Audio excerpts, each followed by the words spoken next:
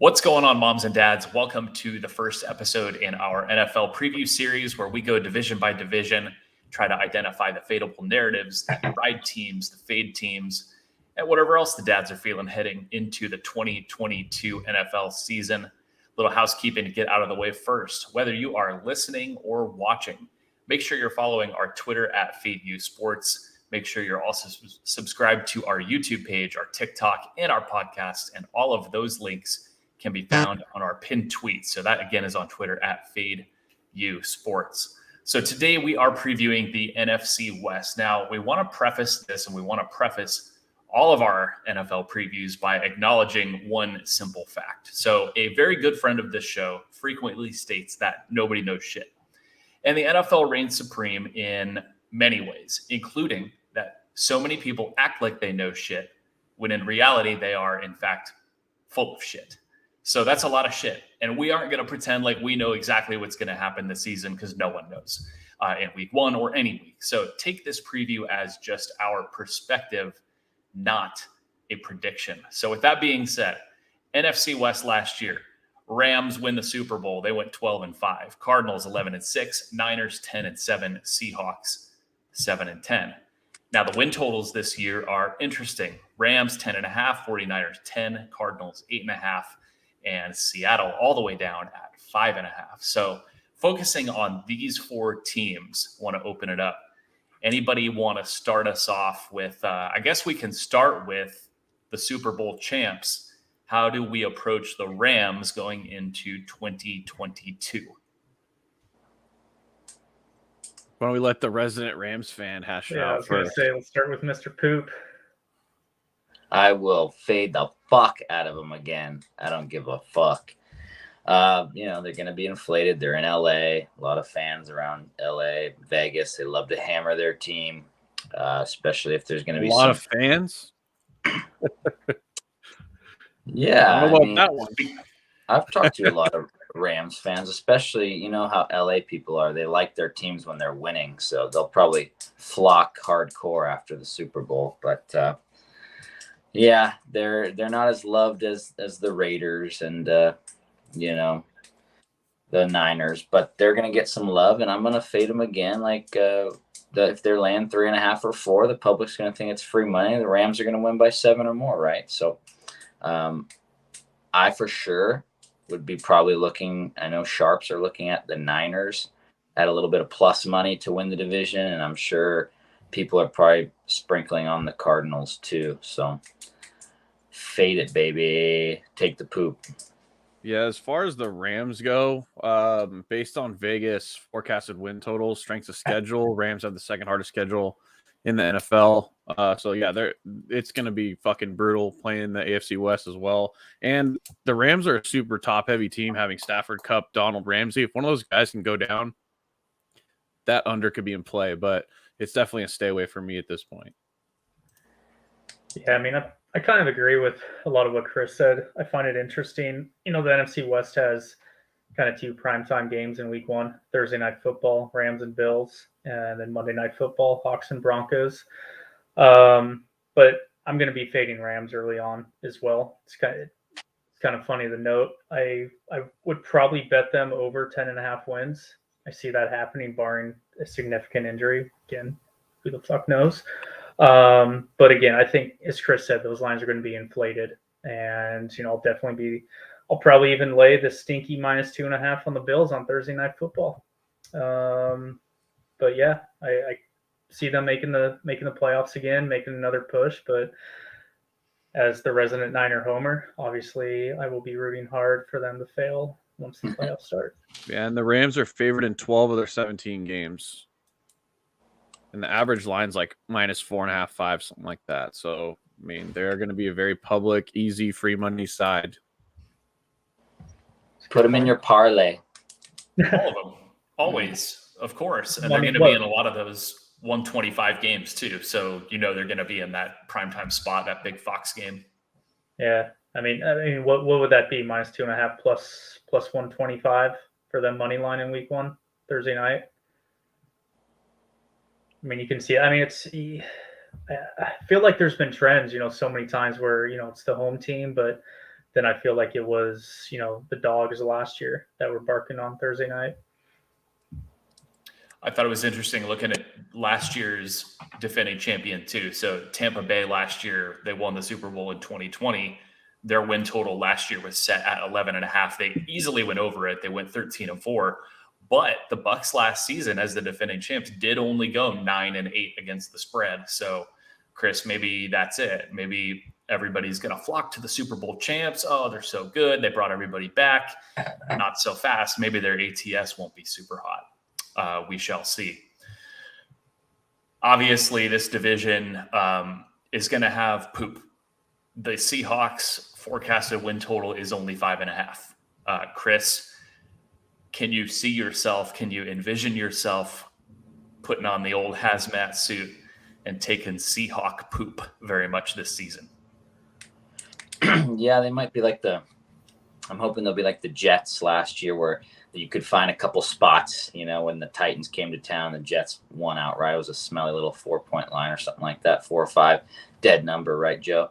5. But yeah, I know the Barstool people were talking today. So they've got the Seahawks have 0. They got Drew Lock and another guy, and they've got 0 quarterbacks, right? So that's the narrative, right? They don't have shit at QB. They're, all they have is Metcalf. How are they going to get Metcalf the ball if they don't have a QB, right? Especially, and so, like you mentioned, Seahawks have a win total of 5.5, and I think the Broncos is either 10.5 or 11, something like that. So they've got 5-6 more wins Vegas thinks they're going to get, and yet the line's only fucking 4.5. Like, you're a team that's supposed to double your wins. Just lay that out there on week 1. In prime time, smells like shit. I know for a fact I'll probably be on them. The stinky home dog. Yeah, what do you think Den will be on, Chris? Fuck. Well, Chris, we'll say it now. If Den's not on the Broncos, I'll do, let's say, 2 shots and a yug. So 3 at a time. Yeah. Fuck. Yeah, that's a pretty easy one. But, dude, I honestly looked at Seahawks team win total over, mainly because I want to fade the public. Everybody and their fucking mom is going to fire the under. And if you watch NFL Network, everybody thinks they're going to go fucking 1-16. But in reality, they return a lot of weapons. Lockett, Metcalf. They got Noah Fant, who's a fucking good tight end. And they drafted that Walker guy to Michigan State, who's kind of a stud. So their offense is going to be okay. And that their defense could show up in Seattle, and I think they could get to 6 wins. I mean, who fucking knows, dude? But I would rather be on the side of not with the public and with the books, which will definitely be the over. I bet 80% of the money's on that under. Yeah, he's probably right. I mean, I circled that 5.5. I mean, they're probably going to win 5 or 6. Like, who knows? I'll take the under just because I want to see them be bad. But yeah, who's their head coach? That idiot I don't know. Carroll will probably get fired this year. Yeah, but I mean, anyway, like, if there's anybody that can rally a team and get them to play, it's Pete Carroll. So, it's going to be, as Chris was saying, I'm going to probably be riding them. Week 1, I'm probably not. I just think they're going to need a little more work. I don't know what's up with their offensive line. Love Rashard Penny. He, I think, was the best running back, week 11 on last year. Carson retired. I think, as Joe said, with Kenneth Walker coming, that's going to be a nice 1-2 punch. But I don't know how early on they're going to utilize them. I mean, probably early, because why not? Especially if their offensive line still sucks cock. Yeah, like, that's what I'm saying. Like, and that's a testament to Penny last year with all of that, still to put up the numbers he did. And as you guys mentioned, they got DK Metcalf on the outside. So as long as whether it's Geno or Drew, if they can, Carroll loves those bubble screens, so there's going to be a lot of pick sixes incoming, and that's probably a side I'm not going to want on a Denver defense in week 1, because I think they're going to be amped up, with Wilson and company there. Also, Seattle went 0-5 in field goal games last year, so you got to expect that to regress a little bit back to the mean. So maybe they'll go 2-3 or 3-2 in those games. Couple things. Kenneth Walker was definitely a hero for the dads a couple times last season when we were on Sparty for Fade Den. I definitely remember Penn that. State too, right? Yeah, and two, I feel like this is going to be a division dog that's getting a lot of points. And, say what you want about Seattle. They're not what they used to be, but they do play Arizona tough. They play the Niners tough, as we know. So in those division games, if they're catching 6, 6.5, 7, 7.5, I mean, Chris, we might have to hold our nose, but they might come through a couple times. Yeah. Well, like my point with Seattle is I think they're the Dolphins of a couple years ago, and maybe the Texans of last year, where this line -5, week 2, 3, 4, I think we're going to start seeing that, them +10. And then that's when, it's really going to be fun to ride them because it's just going to be too many points. Also, if you look at their win total, like you said, it's 5.5, but they are favored in 4 games out of the 17. So, that number is in play for sure. It's not like you're going to lose outright every time as a fucking dog. So, or win as a favorite, but still, that number's somewhat close.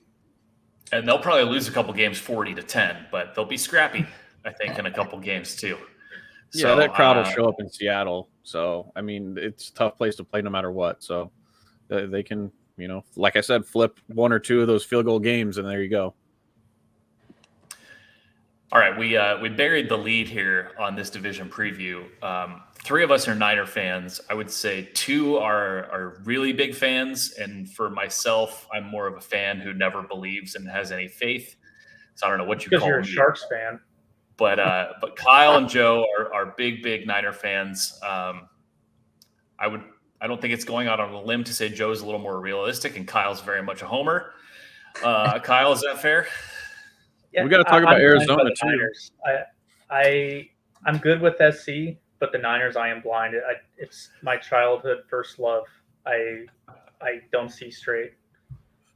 Yeah, and I can separate my fandom. When I went to the Philadelphia Niner game in Philadelphia, I had a nickel on fucking the Eagles, so that's not a problem for me. So here, Joe, I'll start with you. In my opinion, the Niners have a very wide range of outcomes this season because there's a big, giant unknown at quarterback. Is there an outcome that would surprise you? No, because they have a high ceiling. So they could go 13-4, or Trey Lance could suck and then they go fucking 8-9. I mean, they were one game last year away from not even making the playoffs and not even making that run. So they're one of those teams that's very difficult to predict. I think the roster is ready to win multiple playoff games. They proved it last year. It's just that quarterback. I mean, and then obviously them staying healthy is a big factor. They've had the worst injury luck over the past 3 seasons since Kyle Shanahan took over. And yeah, if they can stay healthy, they'll be a force in the NFC West. If they don't, they are going to suck. So Kyle, your Niners, same question. Is there an outcome that would actually surprise you, or are you with Joe and that you could see anything happening? I mean, yeah. I mean, you got to be realistic. I mean, the whole narrative of Lance, is he ready? Is he not ready? He's underwhelming. I get it. I was very underwhelmed in the 2 games he started last year. Didn't look especially fast getting to the outside, but at the end of the day, you were there draft night with me. I said he's a raw talent. So it's just, even as the fan and you expect things and you want them now, you have to have that expectation that it's not going to happen overnight. He's going to have, this is essentially his rookie season. He's going to have those struggles. He's going to have those blow-up games. And at the end of the day, Niners have a great offensive line. They have weapons galore. They're going to be running the hell out of the ball.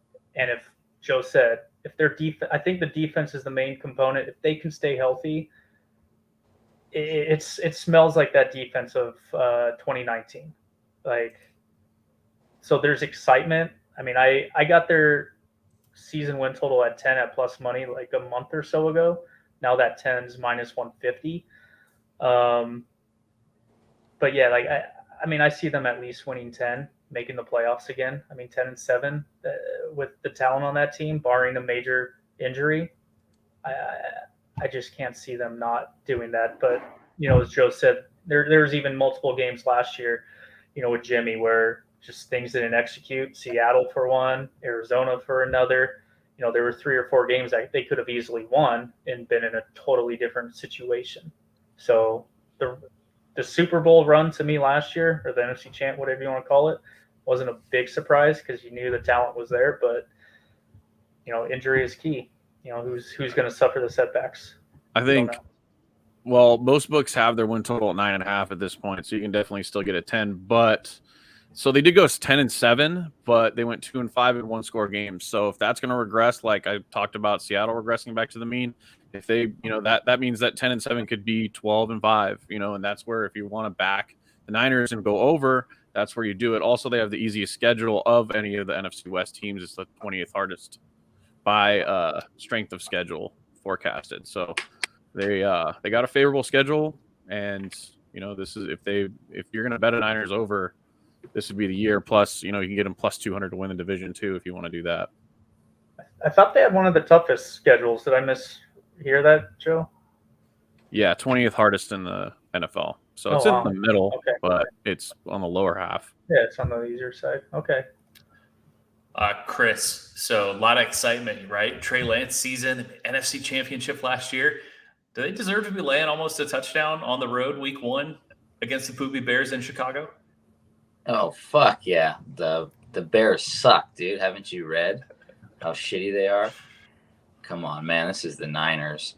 No, that's a tough one for me on that week 1 one. Like, part of me, because you have to be careful because Chicago has such a big following. Sometimes they get trendy, and you don't know what you're going to get with that quarterback, if he's going to get any protection or not. But I'd love to see it. I'd love to see them be scrappy week 1.